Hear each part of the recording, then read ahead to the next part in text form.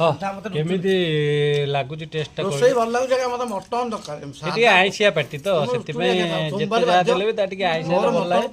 ସାଲାଡଟା ମସ୍ତ ଦେଖି ସାଲାଡ କଲରଟା ପୁରା ଦହି ପୁରା ବସି ବସି ହେଇଛି ପୁରା ବଢିଆ ଲାଗୁଛି। ଆଉ କଣ ତରକାରୀ ଭଲ ହେଇଛି ନା ନାଇଁ ବୁକୁ? ବଢିଆ ହେଇଛି। ଏ ରାକ୍ଷା ଶୁଣି କହିଲୁ ତରକାରୀ କେମିତି ହେଇଛି?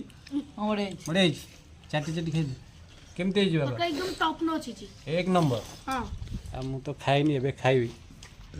ଦେଖିଲ ରସୁଣ ଗୋଟା ରସୁଣ କୋଉମାନଙ୍କୁ ଭଲ ଲାଗେ ତରକାରୀ ପଡି ତ ଗୋଟା ରସୁଣ ବଢିଆ ଲାଗେ ନା ନାଇଁ ଖାଇବା ପାଇଁ କହିବେ।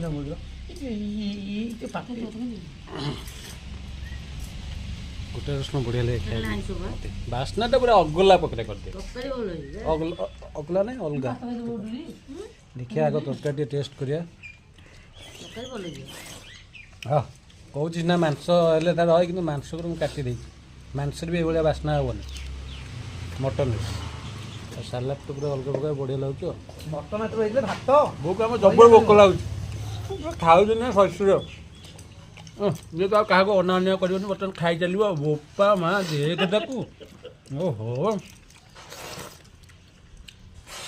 ହଉ ଏ କାକୁଟା କ'ଣ ପିତା ଗଲା ହଉ ତଳେଇ ଦିଅ ବଡ଼ ଆପଣ ଖାଇବେ କି? ହଁ ହଁ ଠିକ୍ ଅଛି।